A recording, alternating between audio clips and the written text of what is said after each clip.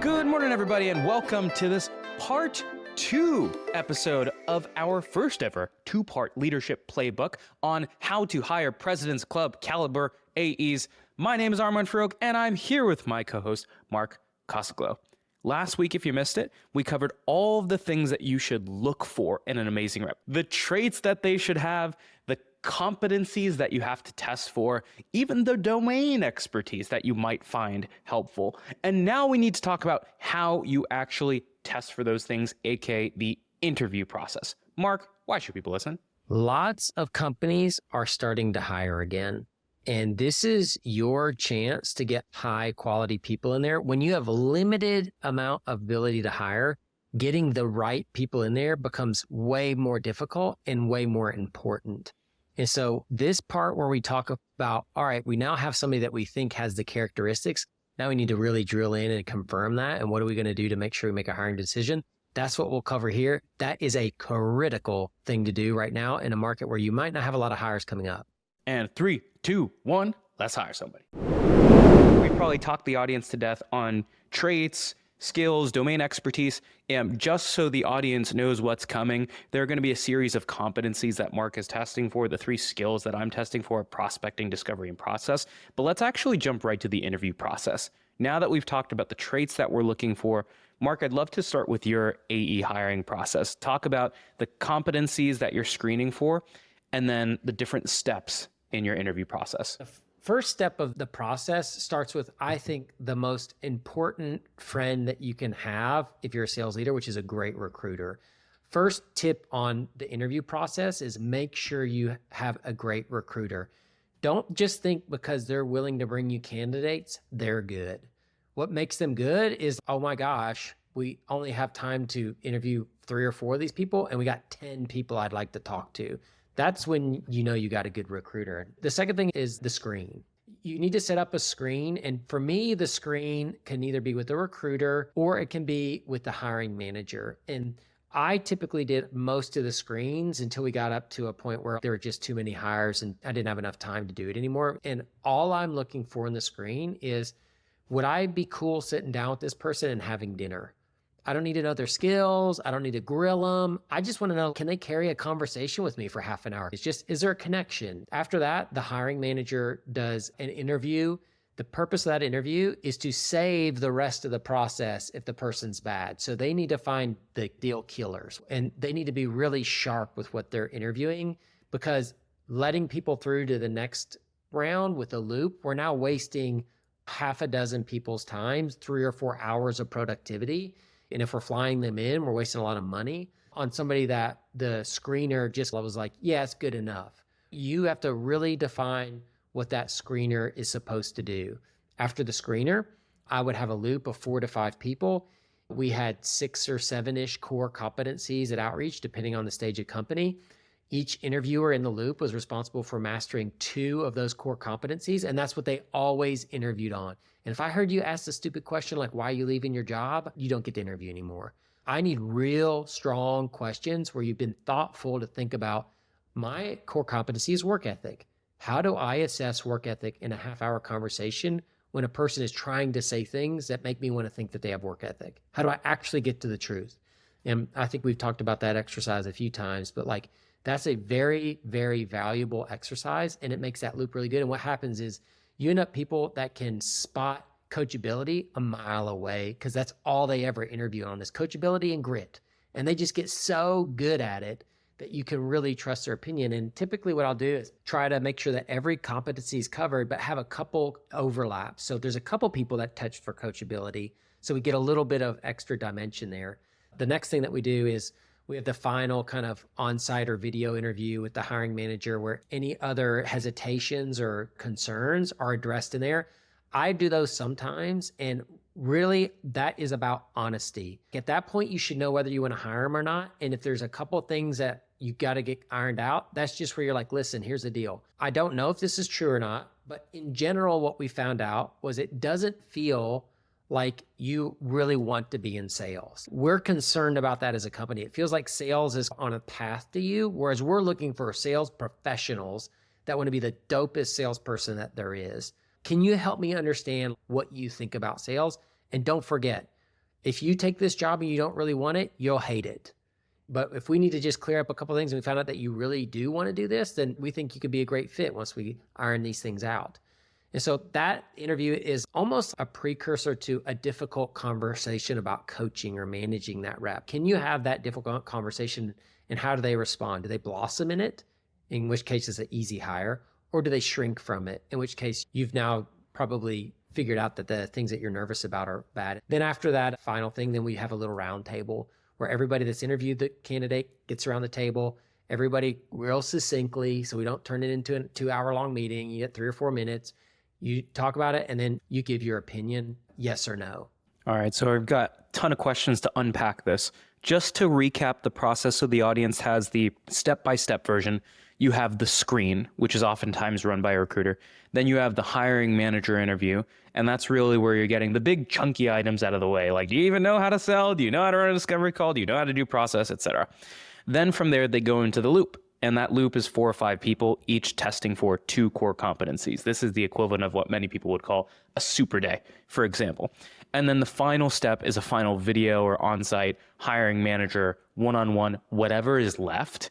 At this point, you should know, and this should just be a final de-risking, and also you're bringing people a little bit closer to you. I want to zoom in on step 2, which is the recruiter's already screened your candidate, you're the hiring manager, and now you need to de-risk the big stuff, because if you say yes, this person is about to go meet 4 other people on your team.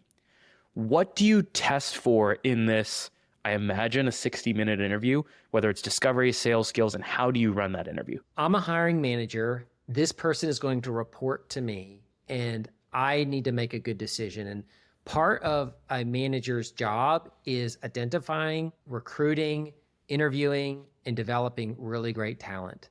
I never told someone to hire someone or to not hire someone, because if a frontline manager whose job it is to do those things with talent can't do it on their own, then they can't be a manager. That's a core competency of being a manager. Don't let that hiring manager think that they have an out. They have to be so certain of what they want to do and so good at it. They don't have Casa Glow as a backstop to be like, whoa, what are we doing here, right?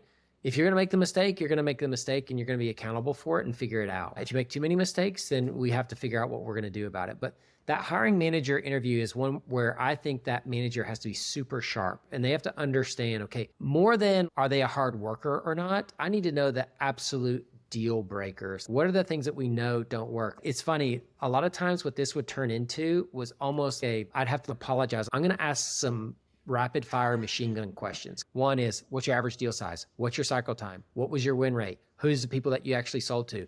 And I would just have a list. I think I had like 10 or 11 questions that I would ask. And these are just things like, is this person in my universe of people that I should be considering or not? So what are some of the example grill or interview questions you would ask in this stage? So literally, I would say, I'm going to apologize after a little bit of rapport building. Can I machine gun ask you a bunch of questions and you just give me the shortest, tightest answer? If I ask for a number, just give me the number. And people will be like, yeah, okay. All right. What is your average deal size? What was your win rate? What was your average cycle time? What kind of buyer did you buy into? So those are like examples. That's the idea, man, is you want to get as much information as you can in that interview, and you just want to put it in the frame or context of, hey, I'm about to do this to you, and is that okay? So after the machine gun, are you doing any skill building or competency testing for the rest of the interview?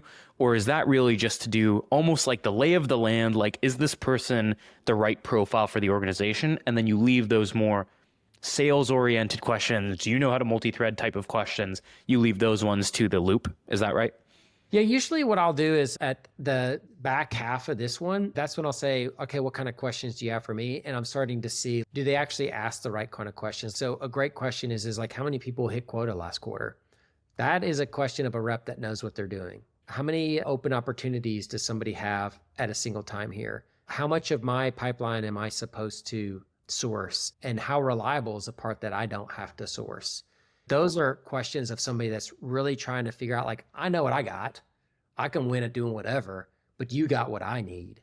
And that's what I'm looking for in those questions. At some point, when are they going to interview me to find out what they need to know if they're going to make money here or not? So they go to the next step, the loop. 4 to 5 people, 2 core competencies a pop. Could you give an example of what an interview loop would look like? In other words, who would be on it and what would be the competencies that you're testing for with each of those people?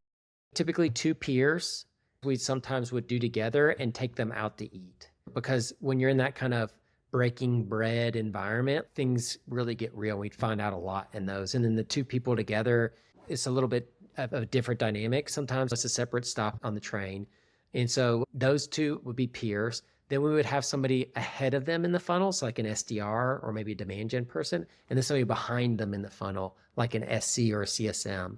And then we usually would have a cultural person. Their only job is to figure out, is this person going to vibe with us or not?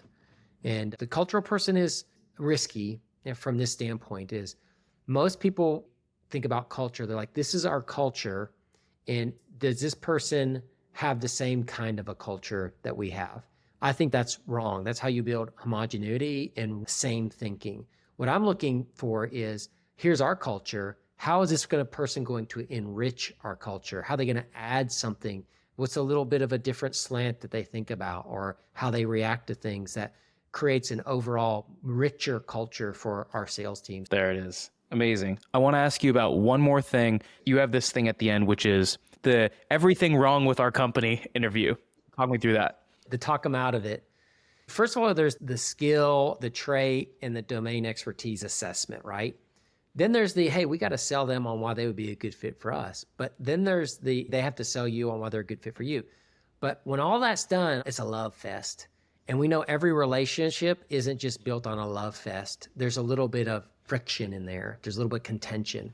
So I introduce that into the sales process. And I will, a lot of times, especially with leader and executive hires, I will talk them out of the job. At Catalyst, everybody that followed me from outreach to Catalyst, I had a specific call where I told them why they should not take the job. And so, listen, this is wrong. This is wrong. This sounds good, but it's actually not good. Here's something that we really like about you, but is going to be a challenge for us. And I just completely try to talk people out of the job. Honestly, I think it does the exact opposite. The transparency and the honesty causes people to suck right up into you and just be like, all right, this is what I want to do. It's like magnets and iron filings. It's a call where you don't want to talk about things that are sensitive, right? But you want to talk about the reality of what makes the job hard, what makes it challenging, why you might not like it, and why you're going to have to power through that. And then if they still agree, it's really interesting is when they start to struggle, you can always point back to that conversation and be like, remember we talked about this? The worst thing to do is to hire a salesperson that's best at selling themselves and not best at selling a product. I want to see the selling of the product more than the selling of the self after you're hired. Here's what my process looked like. I have a lot of things that are very parallel and common to your interview process, Mark. The 4 steps are as follows. There are 3 golden principles up front that I believe to be true around hiring. Number 1, I believe that the best reps need to be sold into interviewing. Like most reps, you can't just take the first call and immediately start grilling them. They will not opt into the process. You can't throw a mock disco at them right away. They're going to be like, too much work, not worth it. Sure, maybe if you're a big brand name, you can do that stuff. But I was selling early stage and most people didn't even know what the heck Pave did. Principle number 2 is the best reps usually aren't looking at all. So you got to go and find them. And then principle number 3 is the best reps work for people who they think they can learn from. And that usually means there's someone who can get them to think about something that they don't know, or they can get them to think on their feet. And so a lot of hiring managers make the mistake of trying to bring people through a bunch of these early stage screens, technical tests, all this BS, 17 recruiter screens, and the hiring manager will jump in way too late in the process. And the best reps are oftentimes making their decision by the second or third interview already. And so I prefer to invert the funnel and spend more time as a hiring manager with the top tier candidates so that at the end, I have the decision. And so step number 1 is the first interview is a hiring manager sell valuation. And what I mean by that is I'm going to spend this call mostly selling the candidate in their eyes, but in my eyes, I'm still evaluating them. So I'll set my agenda, I'll introduce myself, and I'll usually give a 90-second spiel on who Pave is, why the company is awesome, what we're doing on this team, and why I specifically reached out to that rep, especially if it was outbound. From there, I'll ask them why they took the call in the first place. If you recognize, this is really similar to how we also start a discovery call, is if it's an outbound candidate or if you're in early stage, you have to fill your own funnel, you have to understand why this person took the call in the first place, because they will not take a million random screens. A top rep always has the ability to get an interview, so there's a reason they're sitting in front of you. From there, I'll usually do discovery on their career goals, what they're trying to accomplish, and then I begin the sell valuation questions. And those are high-level, big-picture questions, similar to your machine gun questions, but really big picture, that allow me to understand the type of sale they're in, understand what their sales acumen is, and let me allow them to brag about their sales process, when in reality, I'm using that to see if they know how to structure information.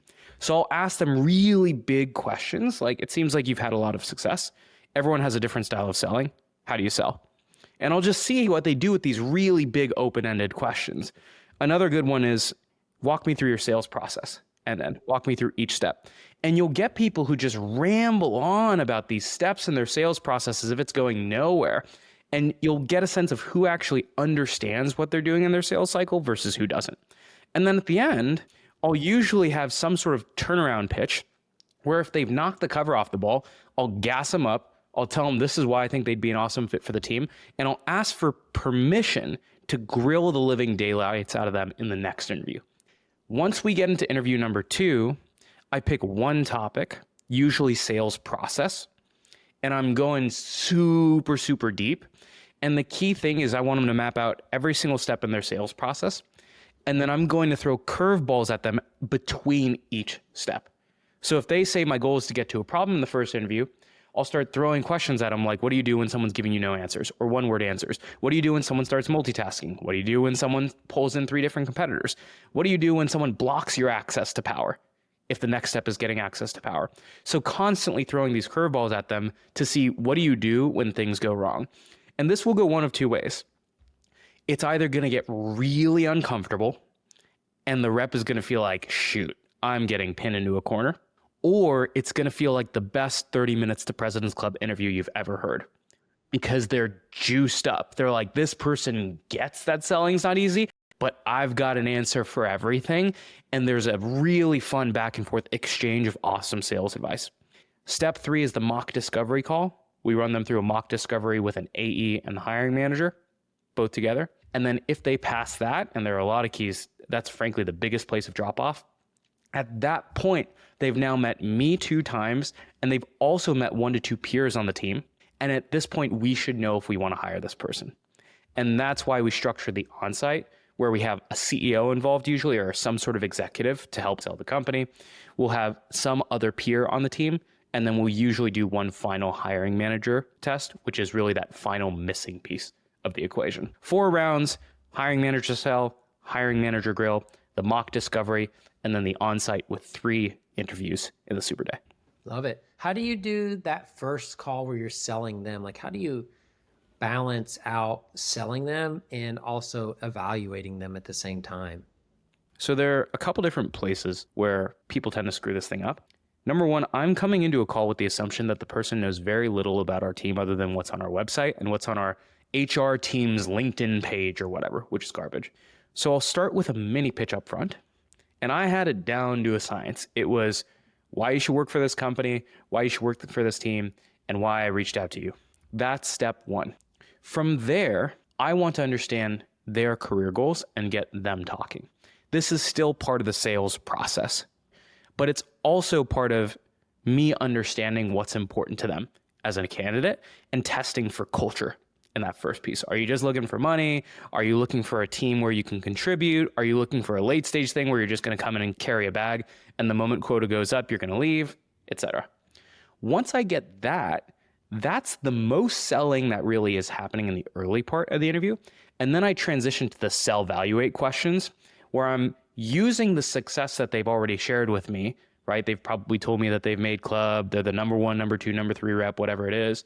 And I'm using that success to evaluate them, right? I'm testing for that conscious competence that we talked about earlier. Do you know how you sell? Do you know your sales style? Do you know how to run a sales process? And that is evaluation that is disguised as me giving you the opportunity to talk about why you're the best seller in the world.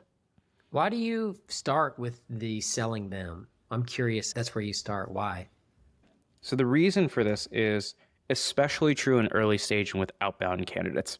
You'll get a lot of people who will jump on these calls and they'll just sit back and they'll be like, all right, not looking, tell me what you got.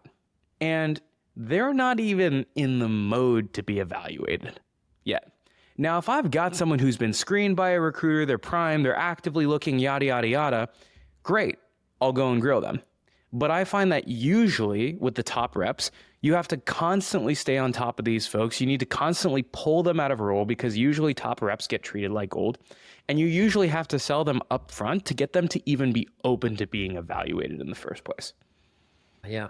Well, I think the key there is context of an inbound person that's already kind of sold. Maybe you don't go as heavy. An outbound person that you're trying to sell on just, hey, you should go through my process. That's a very different conversation. My best hires have been ones that probably didn't come through a recruiter. Totally. Let's talk about and let's round this thing out. Can you give me the quick 1-2 punch on when you're sourcing candidates, when you're filling your recruiting funnel? How do you go about doing that effectively and getting a constant lead flow of candidates? Mondo, I answer this question with the question, how do you find leads on LinkedIn? You figure out your ICP, you find the traits of that lead, you go do a search, you create a list, and then you go outbound on them, right? That's right. As a leader, you're still in sales. You're always selling your team on something, a new methodology. You're selling them on the fact that you're not the best product, but you're not so bad that people won't buy you. You're trying to sell them on something, on a new comp plan. And so that goes all the way back to the recruiting and hiring process. I hate to simplify it down to this, but what you tell your reps to do on prospecting days, that's what you do on your day you need to hire some people. I was literally going to say the exact same take on that one. Take what you're telling your SDRs to do and go do it on candidates. There are 3 sources of candidate flow for you as a hiring manager. Number 1 is outbound, number 2 is inbound, and number 3 is referrals. The number 1 that you can control is your outbound. And so 25 a week, you figure out the companies that have similar sales cycles to you. You pull every mid-market AE or SMB AE or enterprise AE into a spreadsheet, or there are tools like Gem that basically allow you to just sequence candidates. I've honestly run it out of outreach before in the past too. So you can do whatever you want to sequence people. And it's just a 3-step LinkedIn drip where it's like you connect with them on the first step, you use a 3x3 email where it's noticed you've had success at this company. I'm not assuming you're looking to look. Here's what we're all about. It will help you calibrate, and every once in a while you'll find one there. But then the last most underestimated channel is every single quarter. At the beginning of the quarter, I'd be like, awesome, end of the quarter. And the gift of growth is we get to bring your friends onto the team. And so here's a spreadsheet with every single rep's name 10 times. You do not get to leave this room until 10 friends are on this list and DM'd. And we hired literally half of our candidates from outbound and half of them from referral. And that's what you got to do, especially if you want to hire the best in the game, folks. Alrighty, Mark, it is the final 2x2 recap in our first ever 2-part hiring playbook. What are your 2? 2x2. Number 1 is make sure that in your loop, you designate specific people to do a specific thing so they can get really good at it. Most people don't think about interviewing. They show up, they ask generic questions, but when you assign someone, say, 2 core competencies to address, and then have them prove to you how they're going to address and assess for those, you get really people that are really good at interviewing. And then number 2 is when you got them hooked, when they really want to do it, talk them out of it.